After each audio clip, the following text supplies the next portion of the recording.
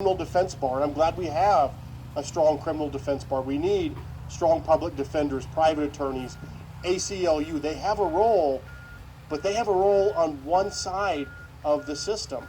We've seen these activist DAs get put in that jump into that crowd, and who do they leave standing alone? They leave crime victims. They leave everyday citizens left alone because they're all working for defendants out there. They're not balancing the system. So I come to you with that personal request. We need help, and we need help in this next election, because Mitch's opponent, and he won't tell you these things, but I'm going to tell you what needs to be told, is when his opponent threw his name out there, within a matter of days, there were tens of thousands of dollars that immediately showed up. And interestingly enough, for the people's attorney of Larimer County, these dollars did not come from Larimer County. There's a strong interest in his opponent from New York City and from the West Coast and from all other places, to the point of that the majority of those dollars that dumped in weren't from people that live in Larimer County. That's not to say we all don't have friends that sometimes give and they live, but why is that interest there? And I can tell you, his opponent is set up to be another activist district attorney who will jump in with a public defender, the private defense bar, and the ACLU, and leave you and I hanging. They'll leave law enforcement hanging out there, and in the end, we'll have a less safe government. We'll have a less safe society. So I am here tonight on a personal level, absolutely support Mitch. I've had the opportunity to work with Mitch throughout my career. I've seen his capability. I've seen his commitment.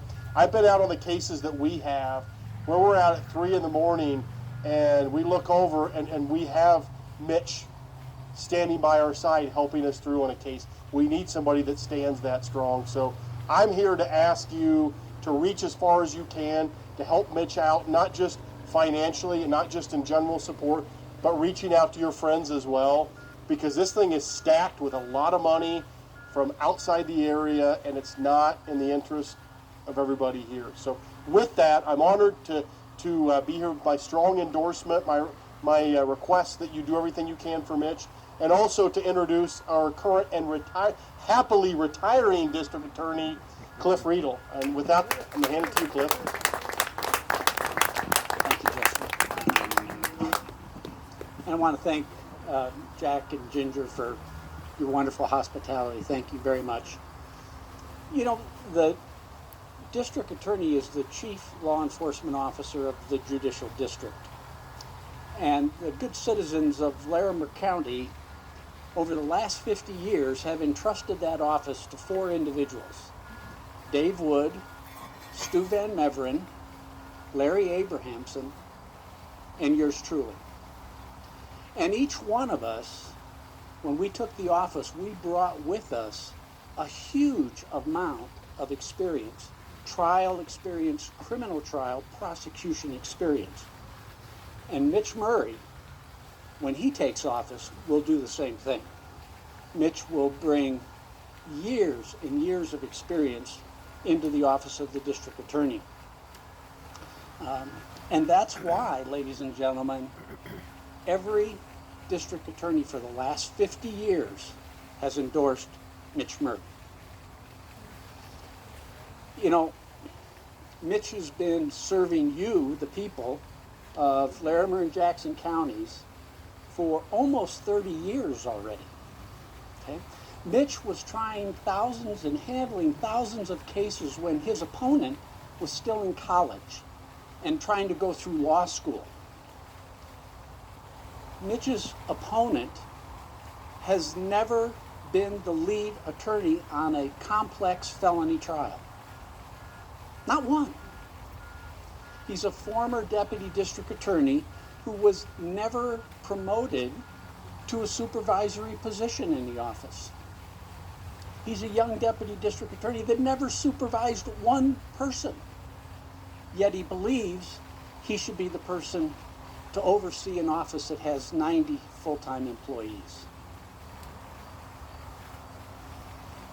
God forbid you ever go to a doctor and the doctor runs some tests, and the doctor comes out after the test and he says, "I need to talk to you. I've got some bad news. but I also have some good news for you. And you say, give me the bad news, doc. The doc says, you have a brain tumor. The good news, it's operable. It's very delicate surgery. It's surgery that I have performed countless times. We can get the tumor in its entirety, and you have to make a decision of who's going to perform that surgery. Now, are you going to go to a neurosurgeon who has done this procedure countless times, a neurosurgeon who other neurosurgeons recommend, a neurosurgeon who doctors, maybe your general practitioner says, that's who I would want to do this sort of delicate operation? Or would you trust your safety to a young surgical resident who's never, ever done one of these surgeries before? I submit to you, if it was me, I want the guy with the experience, because I think I deserve the best. And as the citizens of Larimer County, you deserve the best. And the best is standing right here. That's Mitch Murray. Let's support him financially, talking to our neighbors, helping with a sign, whatever you can do, because the citizens of Larimer County deserve the best. Mitch. Thank you very much. Those were wonderful words and great to hear. I'm not sure I have anything to say after that. I do appreciate you all being here. I appreciate you taking time out of your day to come to this event. Thank you to the Grahams for hosting this in this beautiful environment that we have here. Thank you, Sheriff, for taking time out of your busy schedule, and my boss, Cliff. It's wonderful to hear these gentlemen talk. I have gotten to work with them for 30 years, and it has been a wonderful learning experience. My first murder trial was with Cliff Riedel. I think it would have been in 95 or 96. We prosecuted Douglas Thames for killing Susan Dahl. And if you've been around here a long time, that case captured some attention. A fantastic learning experience. And I've had the privilege to be able to work with Cliff all of those 30 years, learning from him the entire time. He has an amazing legal mind and a memory that is phenomenal. So I very much appreciate that I've gotten the chance to work with him throughout that time. People have asked me, why am I running for district attorney? And in truth, I feel a great responsibility to continue to work to protect this community. This community and the DA's office have given so much to me over this 30 years. The time spent, the money invested by this community in my training, in allowing me to grow up and become a prosecutor, to handle the kind of cases that I have. So I feel a responsibility to give that back to the community. And I work for a great office and care about the people that are doing that work. Being a DA is about the best job you can have as a lawyer, because you get to go into the office every day with the expectation that you are going to do the right thing for the right reason, that you're going to put your skill and efforts to work to protect the community, to be a voice for victims, to help them navigate their way through a criminal justice system that can be incredibly difficult. It is an honorable and satisfying work, and you do get to work with a fantastic team. There are a number of people here from that office. They are all dedicated to that same mission, that mission of doing the right thing for the right reason, helping protect our community, protecting and being a voice for victims. You find that from the person you walk in, when you walk into our lobby, the person working the front window, our receptionist. That same mission carries through her entire office there in our central services, through the records management people, through our legal assistants, the investigators that help prepare our cases, certainly our victim advocates who dedicate their time and energy to, again, helping those victims navigate through the confusing and oftentimes scary criminal justice system. It's a great team to be a part of. And I value getting to be a part of that team, and I look forward to the role of helping them do the best job they can in that role as district attorney. We live in a beautiful area. We are surrounded by fantastic scenery, in particular at this location, but just in the community in general. There are great opportunities for outdoor activities. We have wonderful municipalities with thriving downtowns, great places to go sit and eat and join your friends, like Ginger and Baker in town here. It's a wonderful place, but as Mr. Graham pointed out, there is crime happening here every day. There are, in the past couple of weeks, we've had drive-by shootings in Loveland. We had an attempted abduction of a young child here in Fort Collins. There are robberies, shootings, menacing cases.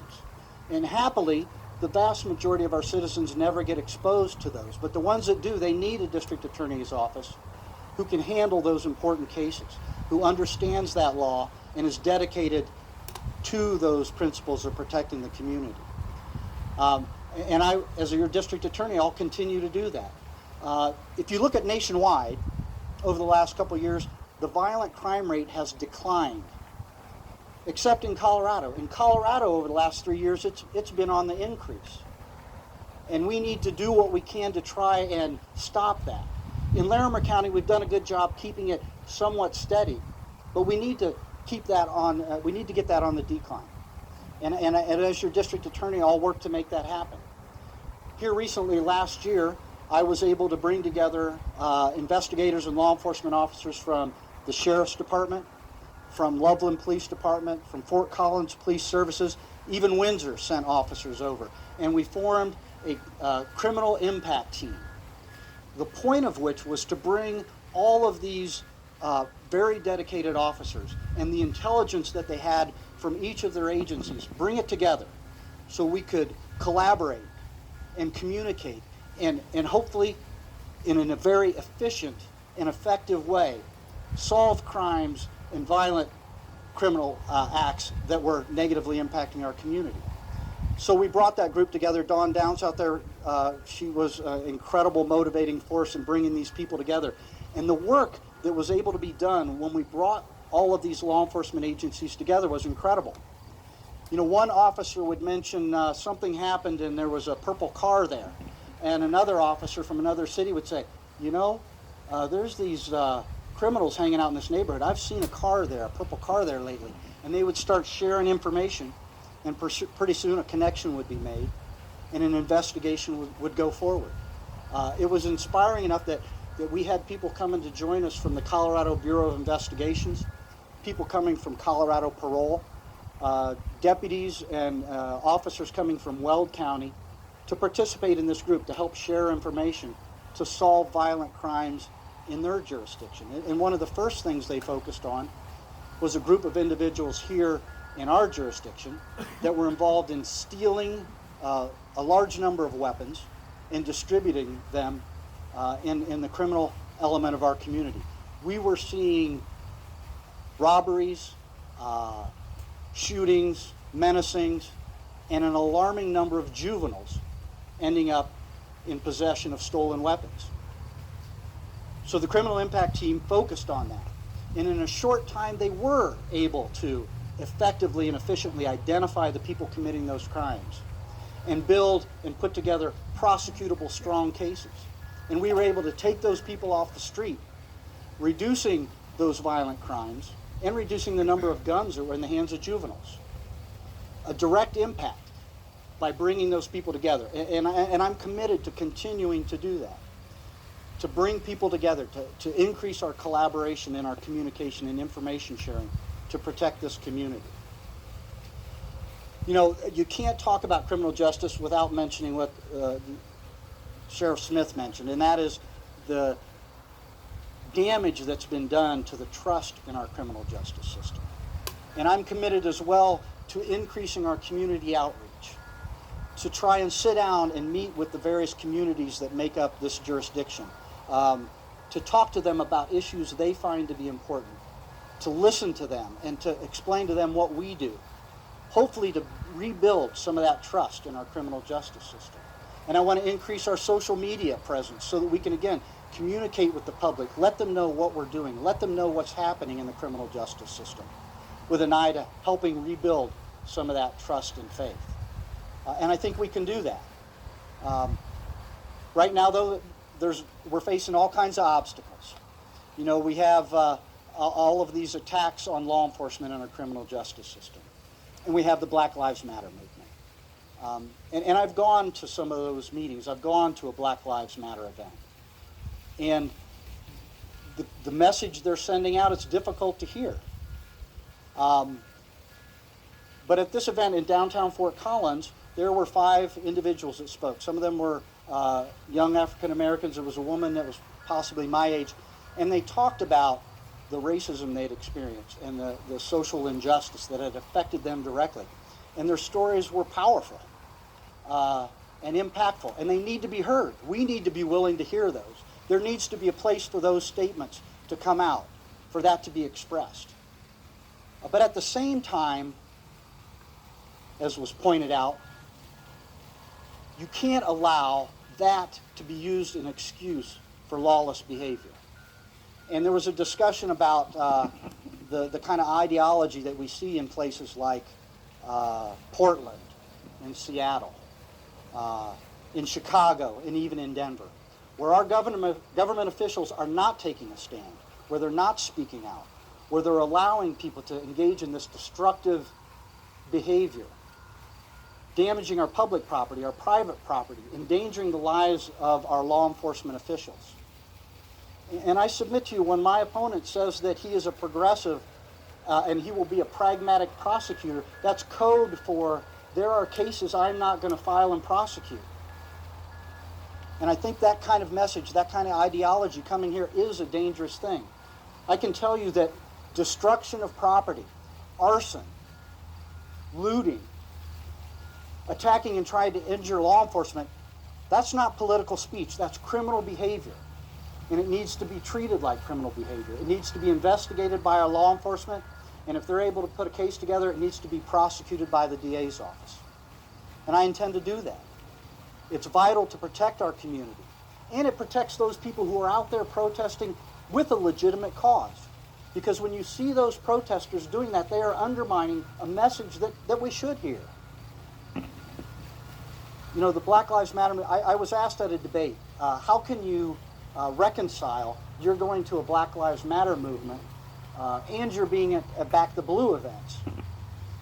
And really, supporting Black Lives Matter in that message to reveal, make people aware of, and to stop racial injustice, and at the same time supporting our local law enforcement, those aren't mutually exclusive. They're on the same path because they're both out to protect people and to make our world a better place. And I think we can do that.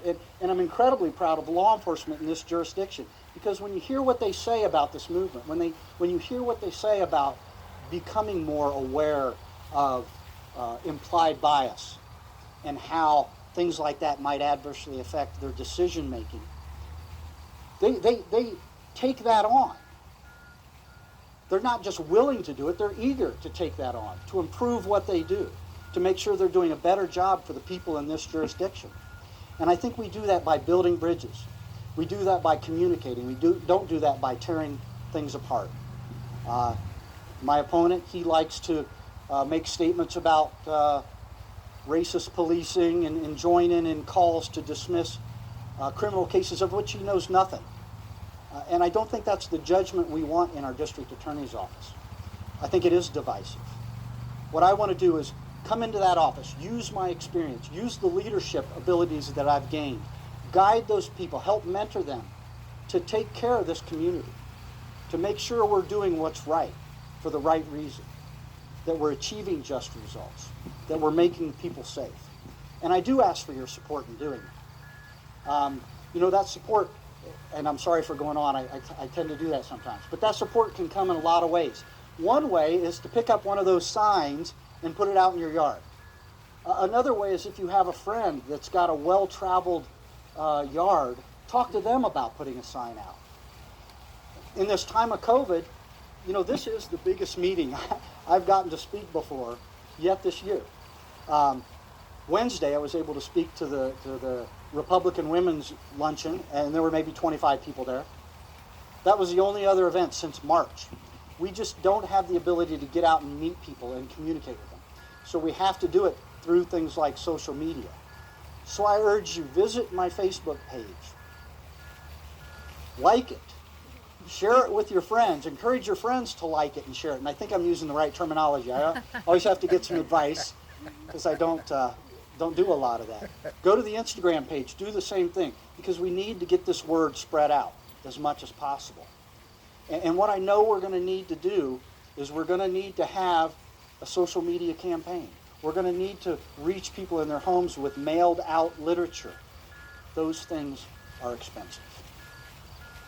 My opponent is getting his money from other places. I'm looking here in Larimer County, and I'm hoping that you can support me as much as you're able to. There's a limit of $400 per person as a donation to the DA's office, but anything you can do financially will be of great help getting that message out. Thank you again for being here.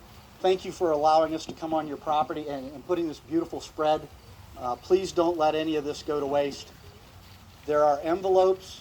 I'm getting a sign. There's envelopes for people who like to use checks and mail-in donations. If you're so willing, the website has a really easy donate button that takes you to Anodot.